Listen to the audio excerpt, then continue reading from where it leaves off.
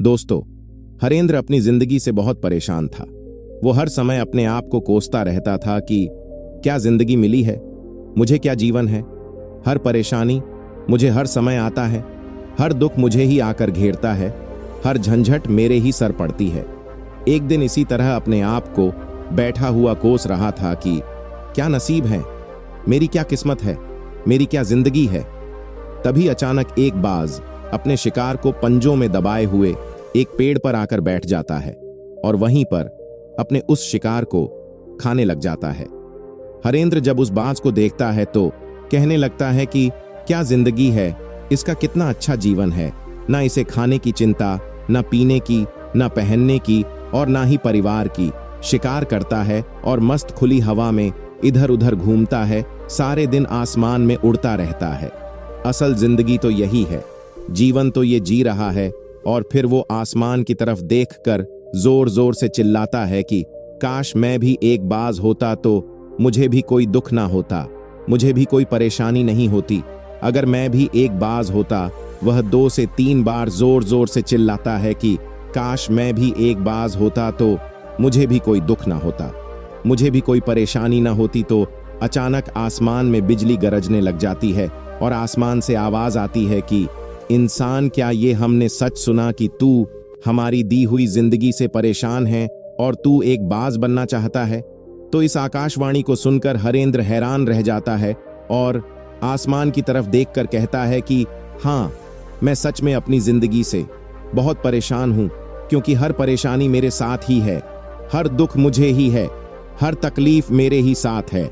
आसमान से फिर आवाज आती है कि इंसान, एक बार फिर सोच लें, हमने तुझे बड़ी प्यारी जिंदगी दी है, लेकिन अगर फिर भी तू चाहता है कि हम तुझे बाज बना दे तो हम तुझे बाज बना देंगे।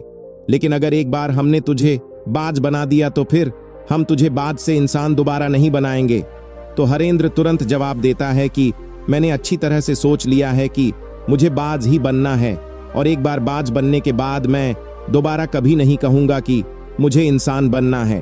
तभी ऊपर से आवाज आती है कि जैसे तुम्हारी इच्छा, और हरेंद्र बाज बन जाता है। बाज बनते ही वह खुली हवा में उड़ने लगता है। कभी उड़ता हुआ इधर चला जाता है, कभी उड़ता हुआ उधर चला जाता है और सोचता है क्या मजे की जिंदगी है। असल जिंदगी तो यही है, न कोई चिंता, न कोई परेशानी, न कोई डर। वह सारा दिन ऊंचे आसमान में उड़ता रहता है, 2-3 मिनट पंख मारता है, उसके बाद पंख मारना बंद कर देता है और लंबे समय तक हवा में तैरता रहता है। इसी तरह हवा में तैरते हुए शाम का समय नजदीक आ जाता है तो वह सोचता है कि मेरे पास रहने का एक ठिकाना भी होना चाहिए, मेरा अपना एक घर होना चाहिए जहां मैं रात में आराम कर सकूं। तो यह सोचकर वह छोटी छोटी लकड़ियां इकट्ठा करने लग जाता है और एक ऊंचे पेड़ पर अपना घोंसला बनाने लग जाता है। एक एक लकड़ियां इकट्ठा करके वो अपने लिए एक सुंदर सा घोंसला तैयार कर लेता है और रात में उसी में सो जाता है और सोचता है सुबह उठकर शिकार भी करूंगा और सुबह उठकर फिर से मौज मस्ती भी करेंगे। सुबह होते ही वो शिकार की तलाश में निकल पड़ता है, हवा में उड़ता रहता है। ऊपर से जाकर देखता है कि कहीं जमीन में मुझे कोई शिकार नजर आए तो मैं तुरंत जाकर उसे दबोच लूं और वहीं पर खा लूं। लेकिन उसे कोई शिकार नजर नहीं आता। काफी समय बीत जाता है, वो लगातार ऊंचाई से शिकार को ढूंढता रहता है, लेकिन उसे कोई शिकार नहीं मिलता।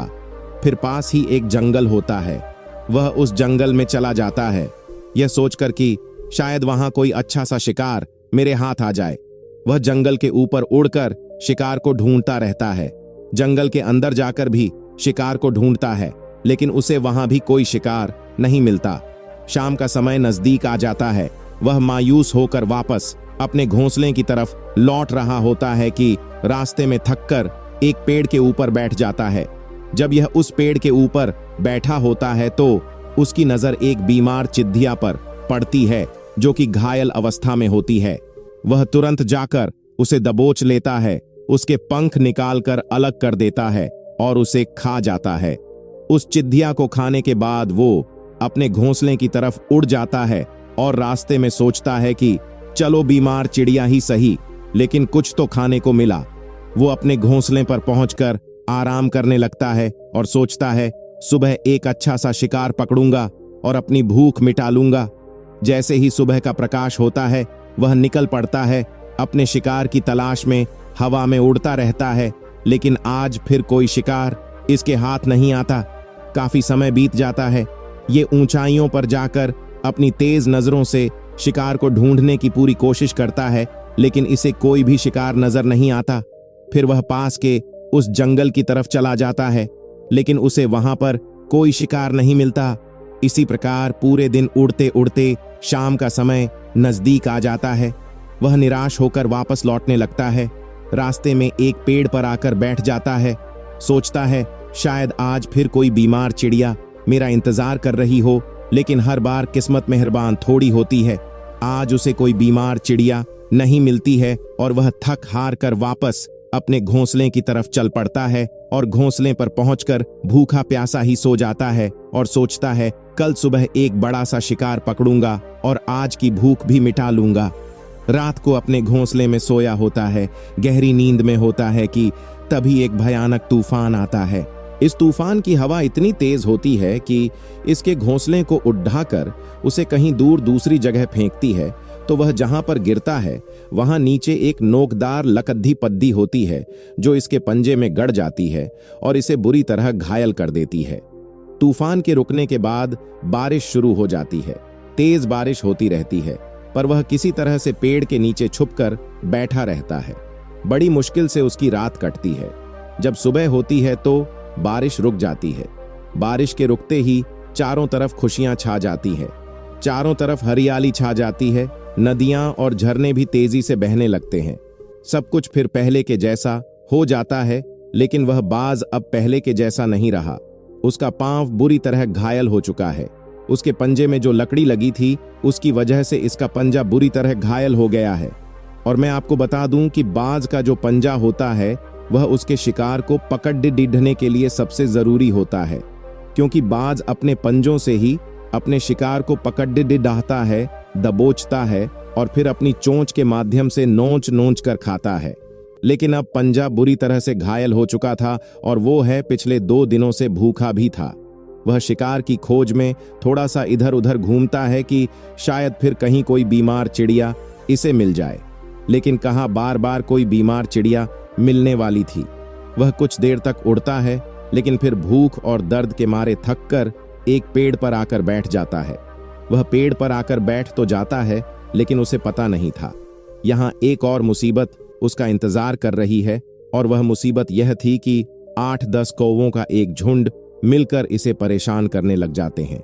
इसके ऊपर आकर इसके पैर में चोट मारने लग जाते हैं। उन्हें भी पता चल जाता है कि यह बाज घायल हैं और भूख की वजह से कमजोर भी है। यह बाज उनसे बचने के लिए थोड़ा सा उड़ता है और फिर जाकर बैठ जाता है। उनसे पीछा छुड़ाने का प्रयास करता है, लेकिन वो फिर इसके पीछे आ जाते हैं। तो ये फिर उड़कर थोड़ी दूर चला जाता है, लेकिन वो इसका पीछा नहीं छोड़ते और बार बार इसके पास आकर इसे परेशान करते हैं। कौए अक्सर बाज के साथ ऐसा करते हैं, लेकिन फिर बाज भी उनके साथ एक खेल खेलता है। जब कौवों का झुंड उसे परेशान करते हैं और उनका पीछा नहीं छोड़ते तो बाज हवा में सीधी उड़ान भरने लग जाता है। वह तेजी से सीधा ऊपर की ओर उड़ने लग जाता है। सभी उसके पीछे होते हैं, लेकिन कुछ देर तक उड़ाने के बाद कौवे ऐसी ऊंचाई पर पहुंच जाते हैं जहां पर उन्हें ठीक से ऑक्सीजन मिलनी बंद हो जाती है। उनका दम घुटने लग जाता है, उनकी सांस रुकने लग जाती है। तो फिर वो वहां से ऊपर नहीं जा पाती, पर क्योंकि बाज तो बादलों से भी ऊपर उड़ सकता है, इसीलिए वो तो ऊपर चला जाता है। लेकिन को वे वहां से ऊपर नहीं जा पाते और वो नीचे आने लगते हैं। तो इस तरीके से बाज उनसे अपना पीछा छुड़ा लेता है। लेकिन ऐसा करने के लिए, इतनी ऊंची उड़ान भरने के लिए उसके पास उतनी ताकत नहीं थी, क्योंकि वह भूखा भी था और घायल भी था। तो ये उड़ता और थोड़ी सी दूर जाकर बैठ जाता और कौए फिर आकर इसे परेशान करने लग जाते हैं। इसी तरह भूख और घायल हालत में एक दिन गुजर जाता है, दूसरा दिन गुजर जाता है, तीसरा दिन गुजर जाता है, लेकिन हालत में कोई सुधार नहीं हो रहा था। वह बद से बदतर होती जा रही थी। चौथे दिन जब ये बिल्कुल मरने पर आ जाता है, इसके अंदर बिल्कुल ताकत नहीं बचती और इसका शरीर इसका साथ छोड़ने लगता है। तो ये किसी तरीके से उड़कर पास ही इंसानों के एक हॉस्पिटल की छत पर आकर बैठ जाता है और वहां से आने जाने वाले मरीजों को देखता है और अपने आप से कहता है कि काश आज मैं एक इंसान होता तो ऐसे छोटे मोटे जख्मों का हॉस्पिटल से इलाज करवा लेता या किसी को बता देता कि मैं भूखा हूं, परेशान हूं, मेरे साथ ये परेशानी है। लेकिन आज मैं एक ऐसा बेजुबां परिंदा हूं जो किसी से कुछ नहीं कह सकता, किसी को अपना दुख नहीं बता सकता, किसी से कोई मदद नहीं मांग सकता। यही बात सोचकर वह उसी छत पे अपना दम तोड़ देता है। वह अपनी जान की कुर्बानी तो दिए जाता है, लेकिन साथ ही साथ हमें यह सीख भी दे जाता है कि आपको जैसा बनाया गया है, आप जैसे भी हो उसी में खुश रहो और उसी में बेहतर करने की कोशिश करते रहो, ना कि इस बात से परेशान रहो कि काश मैं ऐसा होता, काश मैं वैसा होता, काश मैं ये बन जाऊं। आपको जैसा भी बनाया गया है, आप उसी में अपना सर्वश्रेष्ठ करने का प्रयास करते रहो। दोस्तों, ये कहानी तो काल्पनिक है, लेकिन हमें जीवन का एक बहुत ही महत्वपूर्ण नियम सिखाकर जाती कि हम जैसे भी हैं अच्छे हैं, हमें दूसरों की तरह बनने का प्रयास नहीं करना चाहिए। दोस्तों, आपको ये कहानी कैसी लगी कमेंट करके बताइए और चैनल को सब्सक्राइब करना ना भूले। धन्यवाद।